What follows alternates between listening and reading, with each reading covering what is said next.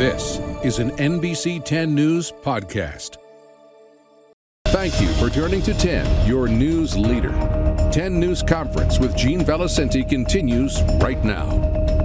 Welcome back. Vic Mellor is a Republican running up against Seth Magaziner in the 2nd District. He has a primary opponent who we'll also have on at some point, but Vic's in studio. Vic, welcome in. Thank you for having me, First time you and I are meeting. Absolutely, yes, sir. All right, now, listen, there's a couple of controversial things in your background. We'll get to that. But first, you have to give people a reason to unseat an incumbent.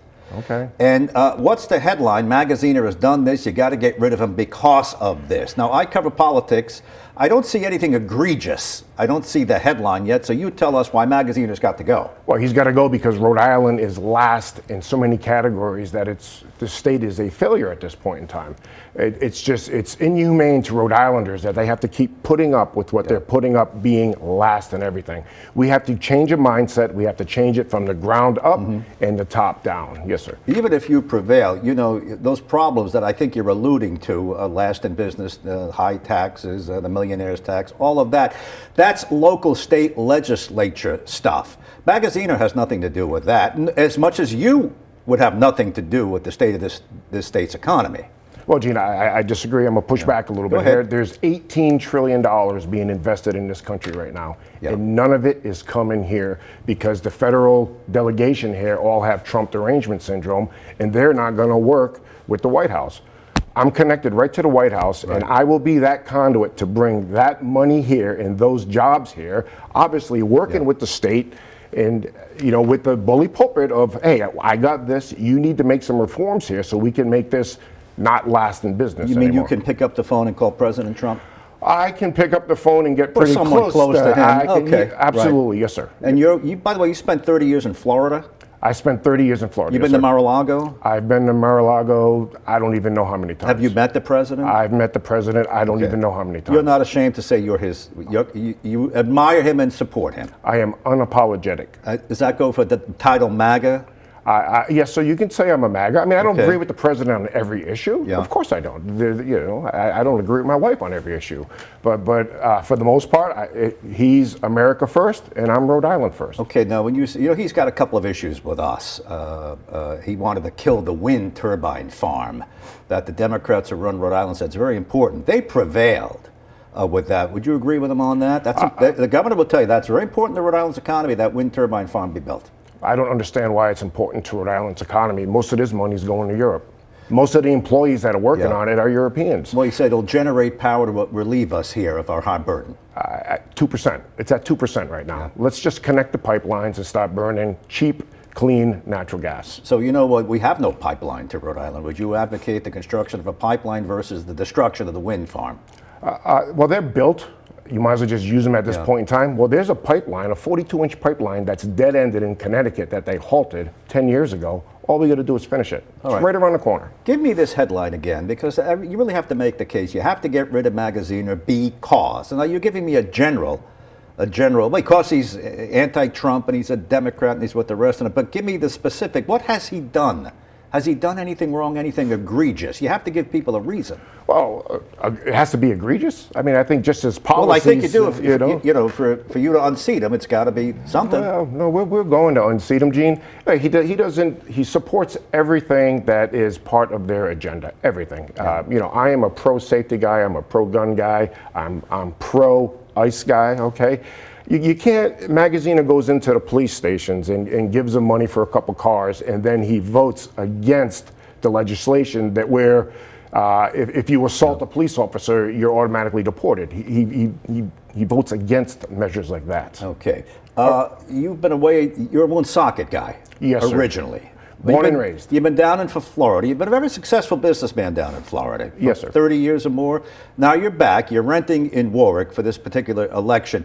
Well, what's really at play here? Are you part of a larger mission to evangelize the Northeast, to get them to flip blue? Did somebody, I want to say put you up to this, but is there a larger plan? Because it seems like a heavy lift for you in Rhode Island, which is deep blue. It's not a heavy lift, and it's not as deep blue as you think. In 24, Trump and Kennedy got 47% of the vote with no Republican spend here, and no Republican came here to stump on speech.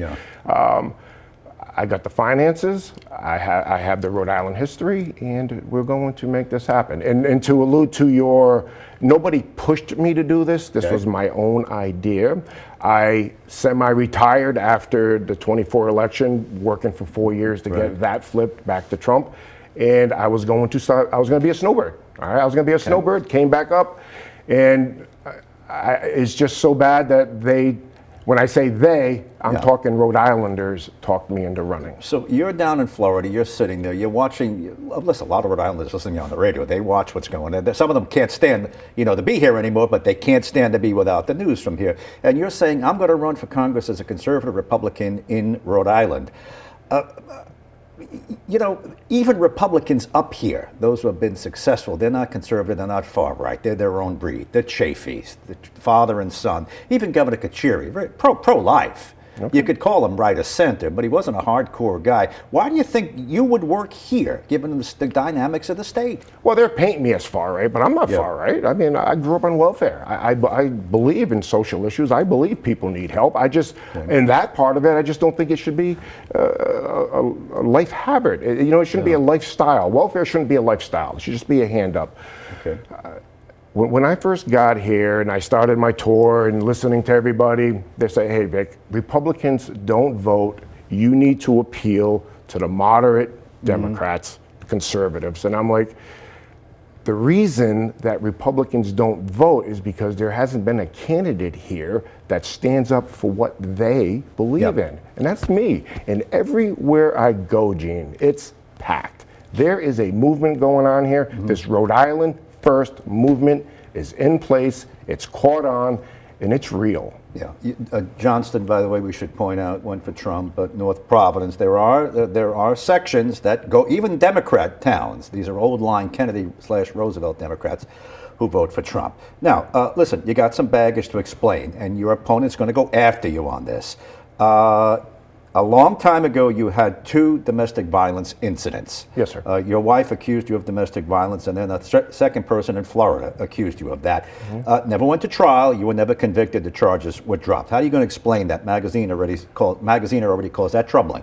Yeah, well, that's fine. And I'm a flawed person. I'm not perfect. I've made many mistakes in my life, okay?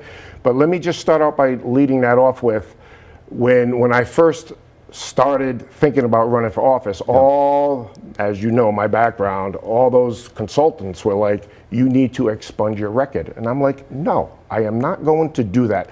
How can I run as a candidate for accountability and transparency if I'm going to hide something, okay? And I'm just going to repeat what you just said. None of this went to trial. All the charges were dropped, okay? So what does that tell you? They're going to attack me with clickbait stuff, but once they dig into the details, they're going to realize that when the cops show up, somebody has to leave, okay? Yeah. And another reason I didn't expunge it is because it needs to be discussed. Domestic violence needs to be discussed. I grew up with it. I understand it, okay? And there's a lot of families that grow up with it now, and it's an issue that I'm okay with discussing because, again, once you dig into it, it isn't what the clickbait says, and that's important. Were you falsely accused, or was there something there that you regret, you call it painful? Well, of course it's painful. Well, the one with my ex-wife, who I had dinner with last week. 30 years ago, we've been divorced, but we're still great Providence friends. Journal says that at the time the police report said her husband of 5 years ran my car, then punched and slapped me, and then tried to run me down. Yeah. Is that accurate or inaccurate? That's not accurate, no, sir. If that was the charges, she never pressed those charges. Continued. Okay, so as you know, the state has an obligation, even when if someone drops the charges, the state has an obligation to go forward with that. And the state didn't, okay? The state did not go forward. They didn't drop it in court because I had a high-priced lawyer or anything like that. They dropped it because what was said in those statements isn't what happened. All right, you had a second incident in Florida. That also never made it to trial. Those charges were dropped as well? Those charges were totally dropped. Okay. And I'm gonna say it, and I don't want, it's not fair to these women that they have to relive some of this stuff, but it's the Florida one is on opposite end of the spectrum of domestic violence, which at some point I know is going to come out, and it needs to be spoken about. Okay, you're not surprised that this is coming out. You knew this was going to come out. I wanted this to come out. All right. You were at the January 6th storming of the Capitol building. You were there for the rally, but you went in the building. Now that's gonna rub some people the wrong way. However, you were not arrested in that. You didn't break the door down, you didn't break the windows, anything like that, but you were in the building? I went in the building, yes, sir. And I was never even questioned. Okay. I was never even questioned by the FBI, let alone arrested. Do you stand by your participation in that, the rally, and your just presence in the building, apart from what happened with other people, the arrest and the violence? Oh, I stand behind that 100%. I was there. I'm a J6er, and I will not apologize for it. And news is coming out now. They just dropped it last week, where 26 FBI informants were inside the building, hundreds outside the building.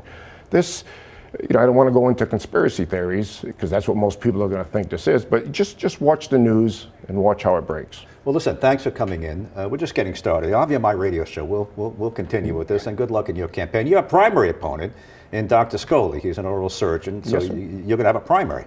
Yes, sir, we're going to have a primary. And real quick, if I could, Dr. Scully and I have agreed to do something different that Republicans don't do in this state, is we're going to keep it cordial, and we are not going to attack each other. Well, that's refreshing. Thanks for coming in. Absolutely. Thank you, sir. Vic Mellor, Republican, running in the 2nd District.